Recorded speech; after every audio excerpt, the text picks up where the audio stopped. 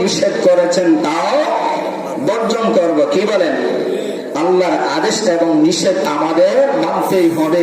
আর যখন ওইগুলো মানব তখন আমরা হলাম প্রকৃত ঈমানদার। কথা বলেন ঠিক কিনা? ঠিক।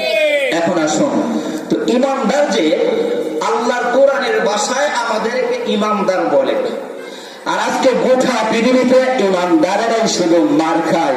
তাহলে ও আল্লাহ, আমার প্রশ্ন যে আল্লাহ ঈমানদার বলে আমাদেরকে সম্বোধন করেন, আর গোটা পৃথিবীতে ঈমানদারদেরকে আল্লাহ মার খাওয়ান, কোরআনের ভাষায় আমাদেরকে ঈমানদার বলেন, আর মুসলমানদেরকে ঈমানদারদেরকে নাস্তিক মুর্তাদের হাতে শুধু মার খাওয়ান, তো আল্লাহ কেমন করে আমাদেরকে কোরআনের ভাষায় ঈমানদার বলেন?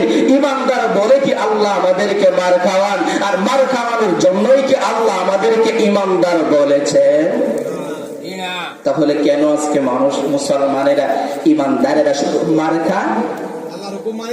কেন?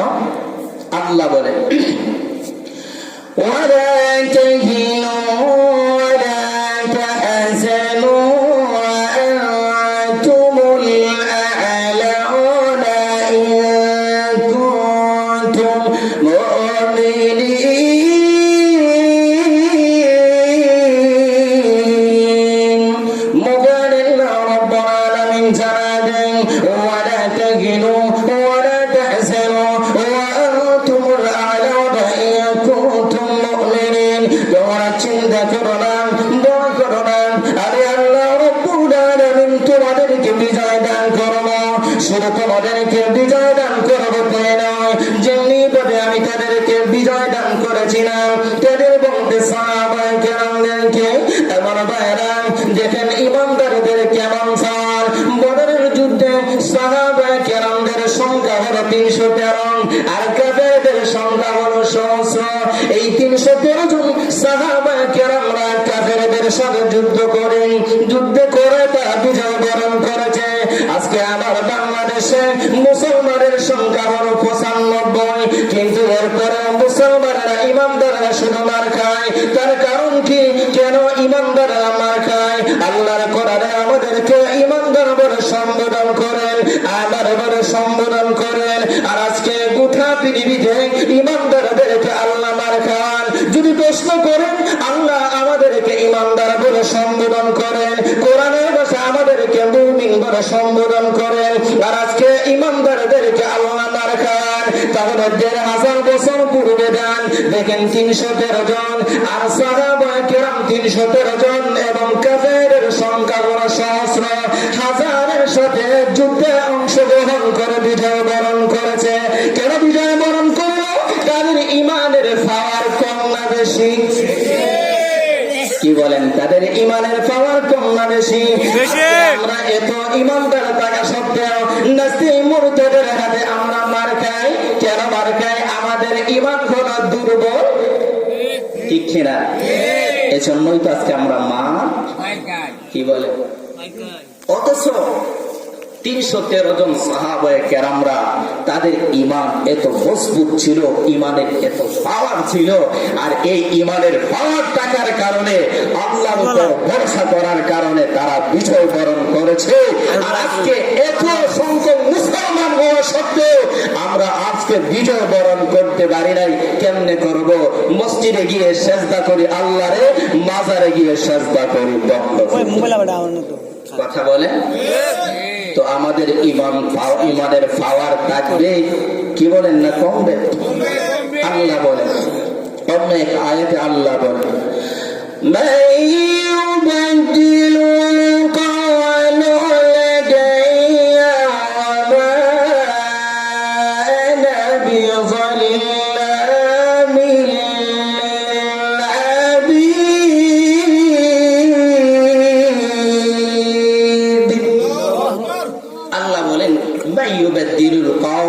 আমার কাছে একটা কথাও পরিবর্তন হয় না। কি বলেন? আল্লাহর কাছে কি একটা কথা পরিবর্তন হয়? আজকে আমরা এখানে যারা আছি আমাদেরকে আল্লাহ একটা ছবি, আল্লাহর ফেরেশতারা একটা ছবি তুলে রাখছে। যদিও আমরা ভুলে যাই, কিন্তু ভুললেও বলা যাবে না। কি বলেন কথা? সেই দিন আল্লাহ এই ফেরেশতারা তুলে ধরবেন, তো আল্লাহর কাছে একটা কথাও পরিবর্তন হয় না।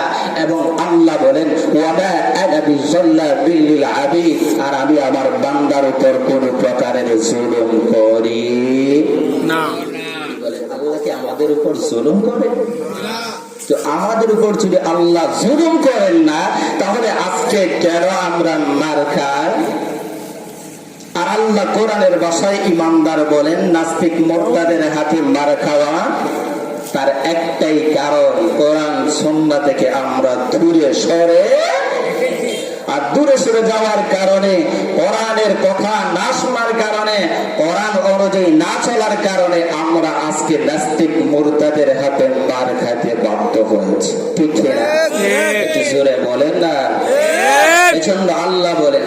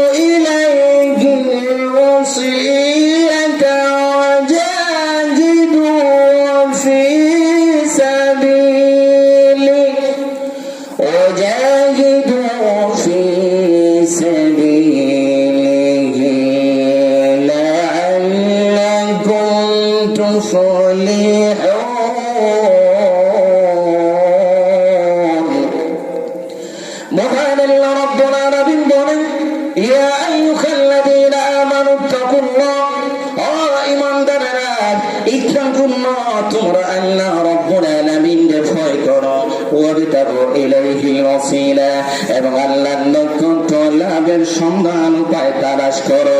কি করো? আল্লাহর নৈকট্য লাভের সন্ধান উপায় তালাশ করো। ওয়াজাহিদু ফি সাবিলিহি, এবং আল্লাহর রাস্তায় সংগ্রাম করো, জিহাদ করো। কিসের মাধ্যমে? জান এবং মালের বিনিময়ে আল্লাহর রাস্তায় সংগ্রাম করা। আজকে তো যুদ্ধ নাই, তদানীন্তন সময়ে সরাসরি যুদ্ধ ছিল, এখন যুদ্ধ নাই, তাহলে কেমনে আল্লাহর রাস্তায় জিহাদ করব? প্রশ্ন আছে কিনা? কি বলেন?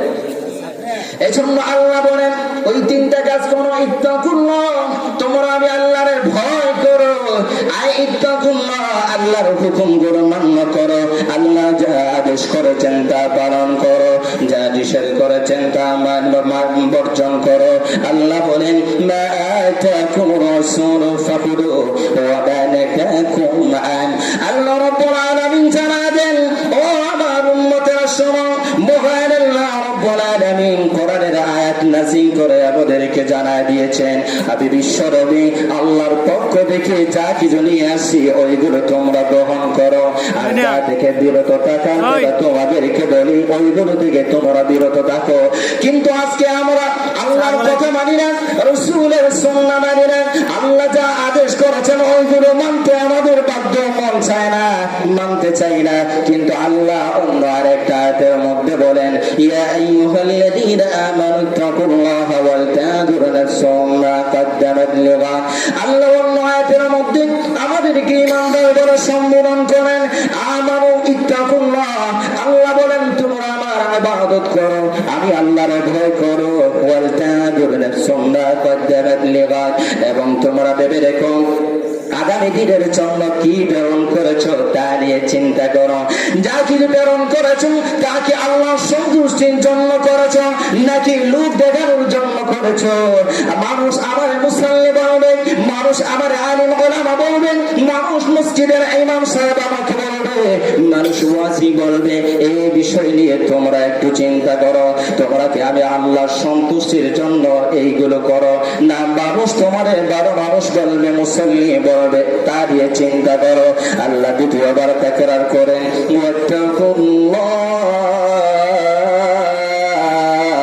যা কিছু আমল করেছো, যা কিছু প্রেরণ করেছো তাকে আল্লাহর সন্তুষ্টির জন্য করেছো। যদি আল্লাহর সন্তুষ্টির জন্য হয়ে থাকে, আল্লাহ যে বললেন ফি সাবিলিহি লাআল্লাকুম তুফলিহুন, তিনটা কাজ তারা করবে, আল্লাহ বলেন তারাই সফলকারী হয়ে গেছে। শুধু তাই নয়, আল্লাহ অন্য আরেক আয়াতের মধ্যে বলেন তাহলে মুমিনটাই সফল কামী হয়। কি বলেন? আল্লাহ বলেন قد أفلح المؤمنون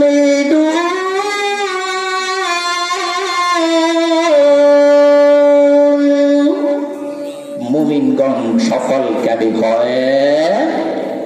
কি বলেন? মুমিনরা। এখন আমরা ইমানদার, আমরা হলাম মুমিন। আমি আমার কথা বুঝাইতে পারছি না, আমি জানি না, তো কথা বললে মনে হয় যে বুঝাইতে পারি। তো আমরা ইমানদার, তো আমরা ইমানদার আল্লাহর কোরআনের ভাষায় আমাদেরকে বলেন মুমিন। আমরা এখন সফল কামী হয়ে, তো কেমনে বলা সফল কামী আমরা কেমনে হলাম এটা আমাদের জানার দরকার আছে কিনা। কিসের মাধ্যমে? আল্লাহ বলেন الذين هم في صلاتهم خاشعون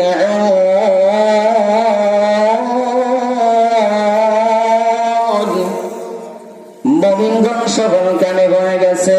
কিসের মাধ্যমে? নামাজের মাধ্যমে।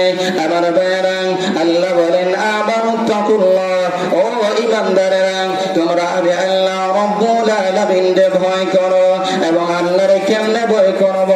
আল্লাহ বলেন ওয়াল কদ আফলাহাল মুমিনুন আল্লাযীনা হুম ফি সালাতিহিম খাশিউন। ঈমানদাররা ভয় করে আমি আল্লাহর সালাতের মাধ্যমে। কিসের মাধ্যমে? নামাজের মাধ্যমে, সালাত। এখন বলেন আমরা কি সালাত নামাজ পড়ি? জবাব দেন, আমরা কি নামাজ পড়ি? তো আমরা না ইমানদার ঠিক, মার যে খায় বেঈমান কাফিরের হাতে সেটাও ঠিক। কি বলে? দুই এটা ঠিক হয় কেমনে? ইমানদারও ঠিক, মায়েরও খায় ঠিক, দুইটা ঠিক কেমনে? আল্লাহ বলেন ওয়াল্লাযীনা হুম قد أفلح المؤمنون الذين هم في صلاتهم خاشعون। এই নামাজ পড়ি না অথচ নিজের ইমানদার বলে দাবি করি, আর আল্লাহর কোরআনের ভাষায় বলেন ইমানদার, আর নাস্তিক মুরতাদের হাতে মার খাওয়ান তার কারণ হলো আল্লাহর হুকুম না মানার কারণে। কথা বলেন ঠিক কিনা? কি বলে? দুই নাম্বার, আল্লাহ যে প্রথমে বললেন ইত্তাকুল্লাহ, আল্লাহরে ভয় করো। দুই নম্বরে হলো ওয়াবতাগু ইলাইহিল ওয়াসিলা। আমরা নামাজ পড়লাম, রোজা রাখলাম, হজ করলাম, যাকাত দিলাম, সবগুলো ঠিক। কি বলেন? সব ঠিক। তারপরেও যদি আমরা ধরা পড়ি, আল্লাহর আযাবের ফেরেশতার হাতে যদি আমরা ধরা পড়ি, তখন একটা ওসিলা তালাশ করা হবে। আল্লাহ মানুষকে এত সুন্দর করে বানায়া আল্লাহ জাহান্নামে আমাদেরকে দিতে চান, কিন্তু আমরা নিজেরাই জাহান্নামী হয়ে গেছি। কি বলেন? কিন্তু আল্লাহ আমাদেরকে জাহান্নামে দিতে চান নাই। আমাদের বাড়ি কোথায় ছিল? জান্নাতে। কোথায় ছিল আমাদের বাড়ি? তো আমাদের বাড়ি জান্নাতে, আমরা যাব কোথায়? জান্নাতে। তো মাঝখানে যদি রাস্তা ভুলি, আমার বাড়ি হলো ওই কোম্পানিগঞ্জে, এখন কোম্পানিগঞ্জে যাইতে গিয়ে আসতে গিয়ে যদি আমি সুনামগঞ্জে রওনা করি, জীবন চলে যাবে জনমের মতন, শুধু যাবই যাব, কোম্পানিগঞ্জ আসা আমার পক্ষে সম্ভব হবে